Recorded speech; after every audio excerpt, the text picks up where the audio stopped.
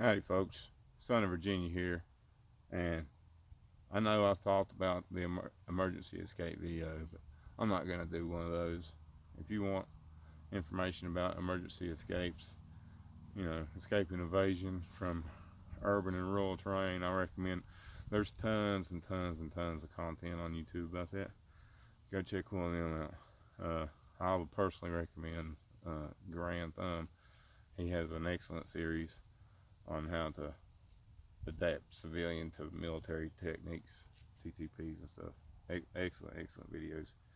So what I'm going to do, and since I just got back from teaching a community action course in counter surveillance for helping out my local law enforcement department, what I'm going to do is counter surveillance, because in that class this morning I had a grandmother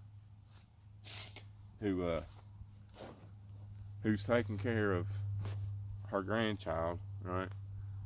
Because her daughter, baby's mother, has some problems, and she recently moved back in with her. Well, since her daughter has moved back in with her, grandmother has noticed odd traffic and persons in through her neighborhood and around her house even, at all hours and odd and all hours of the day and night. And night before last, she actually had to fire a shotgun in the air to run somebody off from trying to break into one of her outbuildings. So the Appalachian method's real, folks. It ain't like Bigfoot. Like, we have them, and they're out here daily, near daily, and yeah, weekend nights are the worst. So, but anyway, moving on. So we're going to talk about how to figure out if you were the target and what you can do outside of an emergency situation. What you can do, which is basically file a report with the police. But I want to go into a little bit and the details that are going to be on that report. And speaking of which, I've actually got, give me a second, folks.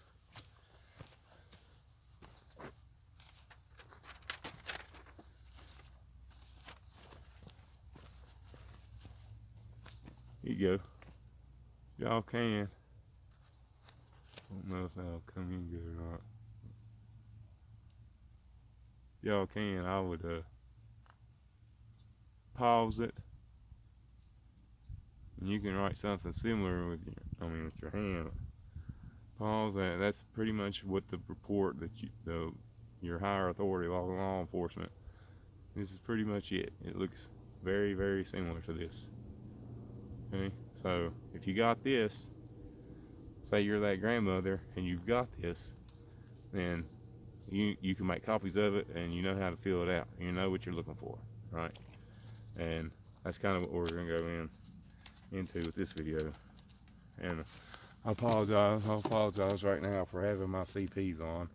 I do believe that there should be a weight limit on Cry Precision. I don't have the Brad Pitt Fight Club body, but Uncle Sugar gave them to me, and why not?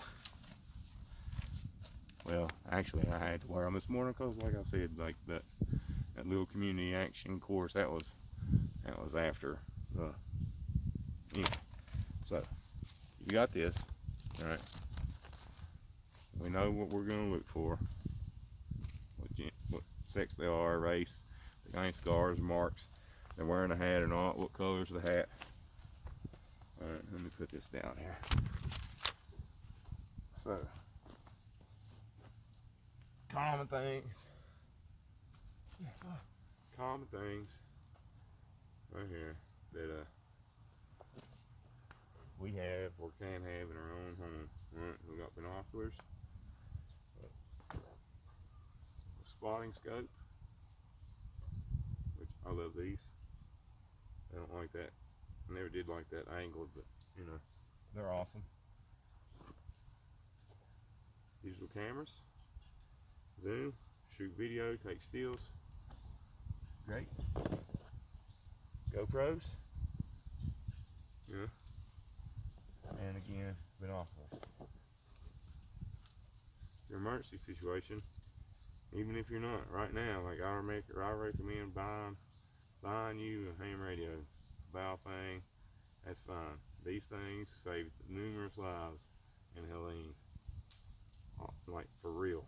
I never was a big fan. I've been using them since 2018, but I never was a big fan until here recently. Now I'm all about it, and I recommend the book, The Gorilla's Guide to the Baofeng by NC Scout.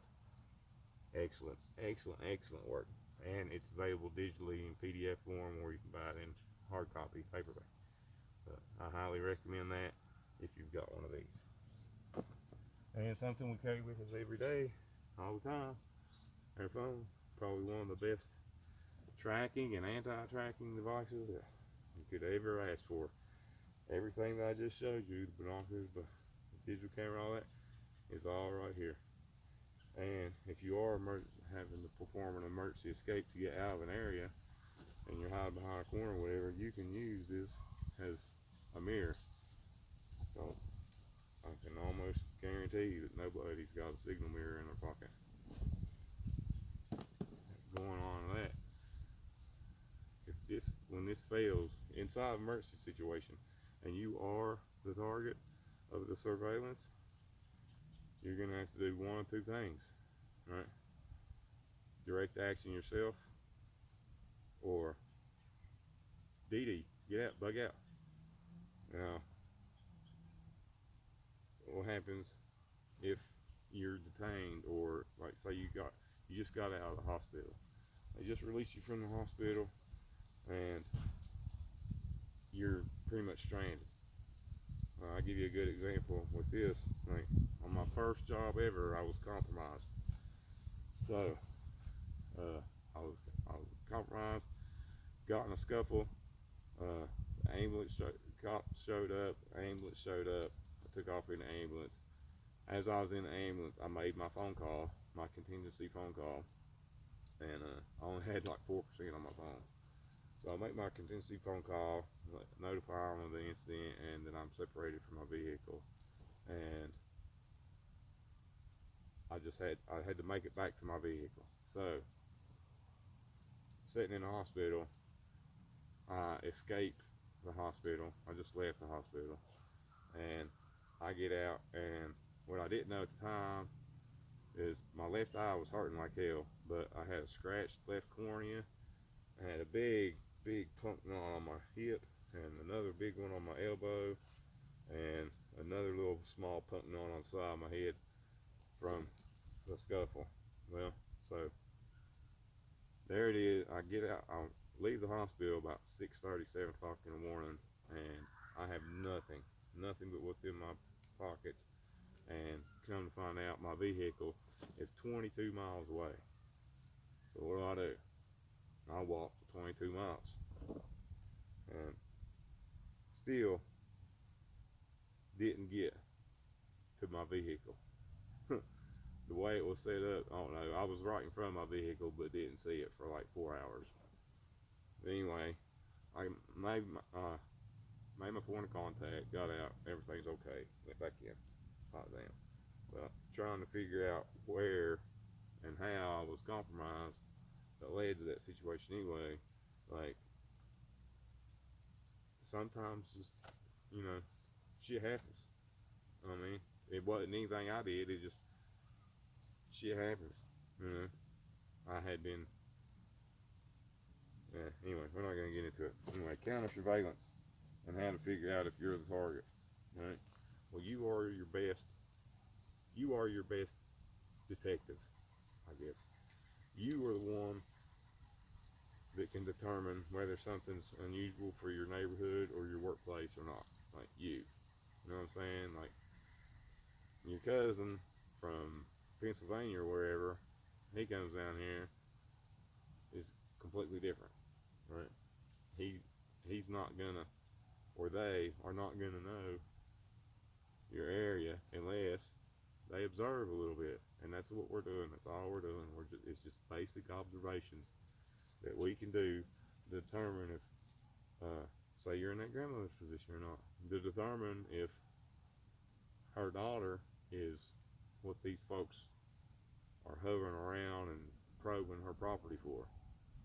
You know, I'm no super genius, but I'm willing to bet that it is her that is attracting all this stuff, because misery loves company, you know. And if she's in recovery and hasn't done anything for as long as she's been away, you know, the group majority of misery wants her back.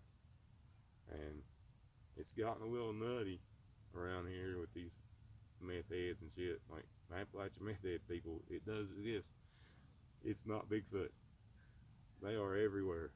Right? Okay. Well, enough ranting. Get back into it. People, if they're trained in surveillance, you'll never even know they were there. You have no suspicion at all. But even if they are trained, people can mess up. People can follow protocols or not follow protocols the wrong way. But mostly you'll find out that you're picking off very untrained people. You know, you might catch people drawing out maps of your neighborhood or your workplace or something, diagrams. They might ask funny questions to the security, try to get into places they're not allowed. Even if they're an employee, trying to get into the private only places. The manager's office is always locked up. You might catch them actually putting documents or papers in their pocket, or trying to mess with a computer with a thumb drive. All these are very suspicious activities. But if it's in your neighborhood, you are the one that can determine if it's strange or not. You know what I'm saying? Like, if say you're that grandmother, and now you've got your grandbaby and your daughter living with you, and there's this white truck that seems to come through your neighborhood between 5:30 and 7 every evening, and it just so happens about 10 minutes after that truck will go around through your neighborhood, her daughter will need to go to a store or have to go get a pack of cigarettes. She'll have to do something in order to get out of the house. Now, in an emergency situation, if grandmother was the defender, like daughter that wants to get out of the house or outside of that defended perimeter, like, truth be told, that is a liability to you as a defender. The wise thing to do would be to cut bait and ask them or force them into a situation where they would be the operator, you know, the Daryl Dixon type, the singleton that's trying to get out of the zone. Because if you have a liability like that and you are in the defender situation, like, and you enable or you ignore that liability, the rest of you are going to get wrecked. I'm not going to promise, but it's a very big possibility that your defender status is going to be breached. Put it that way. So if we notice all this and it keeps occurring, right, what are we doing? You know, what can we do? If inside an emergency situation, it's going to be up to us. Like, we are going to be the final arbitrating authority in the decision of what to do next if something like this is going on, you know. And if you're inside an emergency situation and you do spot some adversarial surveillance, and you do say you pin that, and then you start your counter surveillance around that subject, and you discover, like, yeah, they're getting ready to, like, he's a potential looter, he's gonna do you harm in some form of way. Like, inside emergency situation, it's up to us. Like, we're gonna have to make that decision of whether we're gonna defend and go on an offensive, or if we're gonna bug out and be an operator.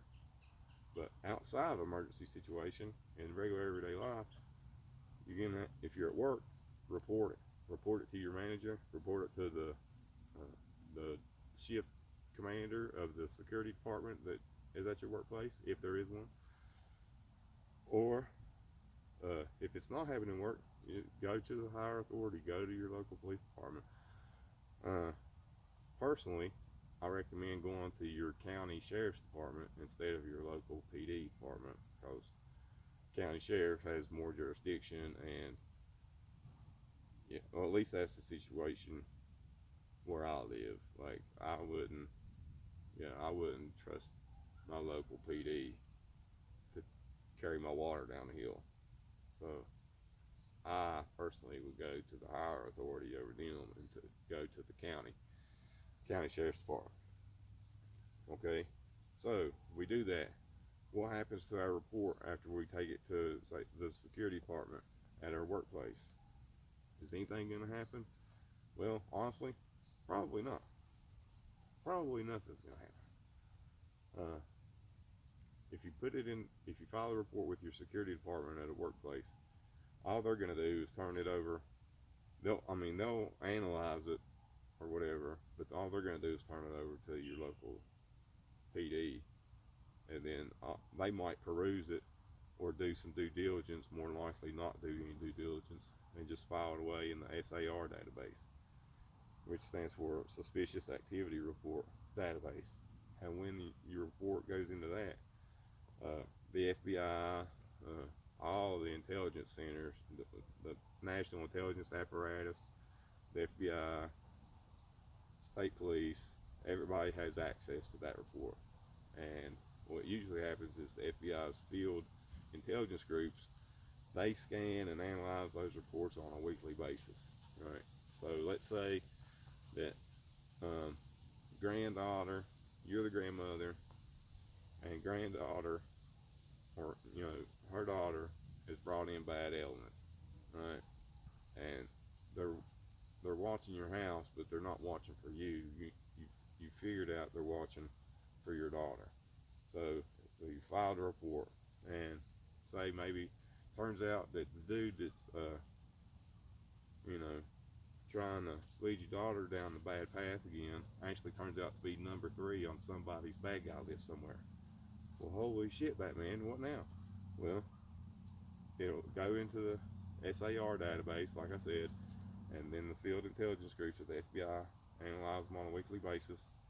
And if number 3 pops up in that, then they'll analyze it, and they will do their due diligence, and then confirm or deny with their due diligence. And then after that, if so, the report goes to the FBI's JTTF, which is the Joint Terrorism Task Force.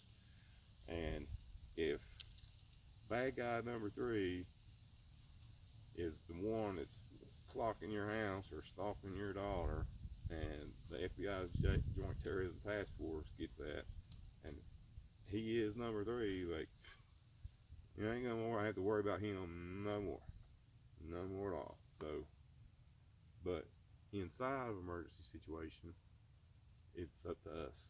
Like, we are going to have to make the decision of immediate direct action to eliminate or slow down, I guess, any potential threat, or are you going to bug out and have to rely on your own knowledge and skills by yourself, trying to evade or escape the area, get away? It's your decision. You are your best, I guess, you are your own best chance, put it that way. And if you can do it, then somebody else can do it. You know what I'm saying? Like, if I can do it, if one man can do it, another man can do it, pretty much. So let's not get discouraged. Take our information. Hopefully you've paused and made your own little format for your surveillance report, so you know what to look for, and you know how to document it. And even even just say there is no threat. You just need, it's just good. It's a good skill to have for just knowing your own environment, knowing your own neighborhood. Like, you know what would be out of place or not, depending on how long you've lived, say, in a certain neighborhood or even an apartment building. Like, say you've lived wherever you've lived for about a year, and you're familiar with your neighbors and the vehicles they drive, and if they work or if they don't work, you know, what time they go to work. You may pass them or have coffee with them on your commute to work in the mornings, or pass them on your way back, and you pretty much know, you got a feel of what normal is for your particular area. So you are the best chance to have any abnormalities or suspicious behavior pointed out. And it will save your life. Right? And you will find, if you are or have been, like, on a trained surveillance team or long range surveillance team, what have you, like, you'll find like everybody seems suspicious in certain things that they do, you know. So, but you are your own best chance to know if something is a potential hazard or not, outside, especially outside of an emergency situation in everyday life. You know what I mean? Right, so you are that grandmother. Like, you know, if you're that grandmother, you know that all this is surrounding your daughter, because when she was away, beginning her recovery, like, this wasn't an issue. You know what I mean? So, and then after the class this morning, like, she has a better idea of what she needs to look for: license plates, hair color, eye color, height. I mean, everything. And like I said, she caught that guy trying to get into her building not for last. And thank goodness, you know, for her sake, she lives just on the outside of the town city limits, so she couldn't have been charged with discharging a firearm inside of city limits. But I mean, and that's stuff you gotta think about too, outside of an emergency situation. You know what I mean? Like, it is against the law to fire a weapon inside of city limits or in public. It is against the law. Right? But here in Virginia, you know, we can open carry and concealed carry, what have you. But that's really not who this information is for. This information is for folks that don't have a gun and or are like me and have decided not to carry or pick one up ever again. And if something does happen, there'll probably be plenty enough of them laying on the ground that I can pick whatever I want. But outside of that, you know, this is just to try to figure out if people are watching us or our property or even where we work. So, and if you work in a facility that operates with government contracts, or you work in a government facility, I mean, it's useful for everybody. I mean, it's just common sense, daily observation skills that we're gonna write down. And when we write them down, they're more powerful. You understand? Like, legally, I guess. So we can use the common items we have, or go out and get, like, you know, the spotting scope, something you carry every day, your phone, camera, video camera, anything could be. Doing my emergency escape video, going with just what I had in my pockets, just trying to get out of one area to save my vehicle, like I've actually had to do. For the scenario I shot, when all this surveillance fails and you are the target inside an emergency situation, and you decide to not take immediate direct action, but to bug out of the area, I guess, and forfeit your defensive position, hopefully you'll be packed up, have a rucksack with some stuff and be ready to go, and we'll get into that when we get there. But for now, we're just going off what we have in our pockets when the surveillance and everything has failed. So you have your phone, you have your wallet,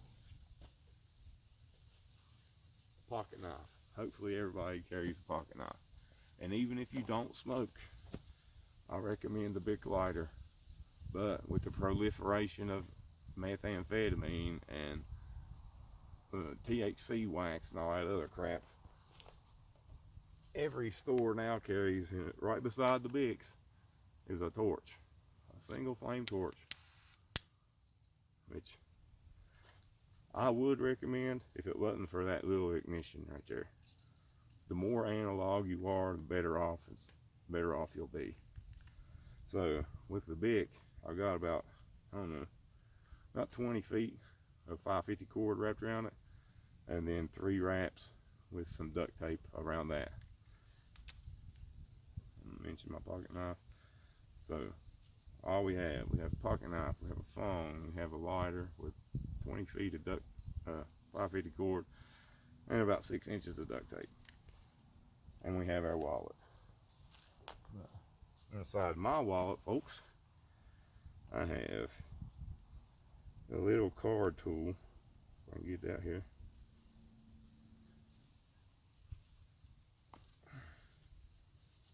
Daggone thing.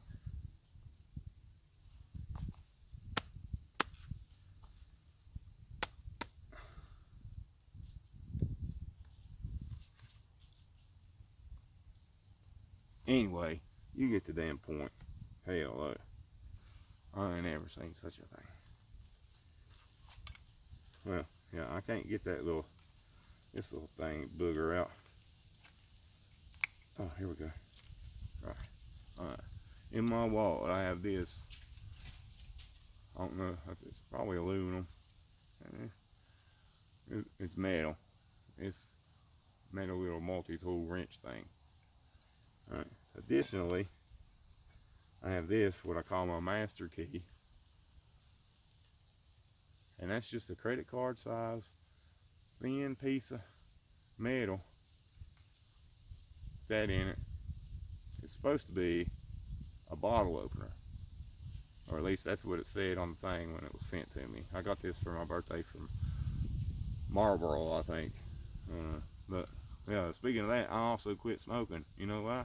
Because when you're up in the Appalachian Mountains, cutting trees and taking water to people and getting on the radio and shit, and you run out of cigarettes, there ain't no store, man. So I said, screw it, I've quit. I haven't smoked in almost a month now. Well, actually, 5 weeks. 5 weeks. I've quit smoking 5 weeks. But anyway, back to it. This is what I call my master key, because it has allowed me to get back into my house numerous times after locking myself out. So there's that. They're just handy. They're just little things to have, man. I mean, every little bit helps. You know what I'm saying? And if it ain't gonna hurt us, it's gonna help us. So made it here to talk to y'all about counter surveillance with what's in my pocket. I found a tarp and a half bottle of water, and I'm thinking about making a video on how to set that up semi-covertly, stealth camp, what have you, and how to sterilize and drink that water right out of the bottle with fire. So what have we learned? Nothing, because nobody's watching this anyway. But practice your observation skills. It's free, just like Nana used to say, manners don't cost a thing. Well, practicing your observation skills doesn't cost anything either, and it could, outside of an emergency situation, it could save and help protect your people, places, and things that you love and care about so much. On the operator side, it could help you, let you know when it's a good time to move on. or get out of an area. And it'll help. The more you practice, and the more you write down. Say carry your little notepad with you. I'm writing a rain notepad. And a good zebra pen. I recommend zebra because it's metal, and also be used as a tool. But it's very good for writing on these pads. And practice your observation skills. You getting up in the morning, you getting the kids ready for school, what have you. Just write out what time it is, where your vehicle's parked. If your neighbor Jim Bob over there is out watering his plants or cutting his grass, write that down. Write down what the temperature is outside. Write down what time you got up, and what time you're actually making the observation. And let's say you're on your way to work. Well, just write down normal commute. This dude was still doing there. Homeboy hadn't had this shop open yet. Just write down little things, and that way when a situation does arrive, or you are getting the kids up for school in the morning and you see a white van drive through your neighborhood that you've never seen before. As a matter of fact, you've been practicing your observation skills for over a month now, and there's no reason at all that an unmarked white van should be driving through your neighborhood at 7:30 in the morning, right? So we can use that information to write down on our report. I showed you, remember? Pause and copy. So we know what to fill out, we know what to look for, we know the steps we need to take. I emphasize again, I apologize for having to wear the Cry Precision, but I just got back from that course, and I didn't feel like changing. But I do feel like there should be a weight limit on these things. I really don't like my pair, showing off my pair. But 46-year-old, semi-retired, 3 kids. This is what you get. I don't have to look like Brad Pitt from Fight Club. I just gotta think like Jason Bourne, I guess. But anyway, there you go, folks.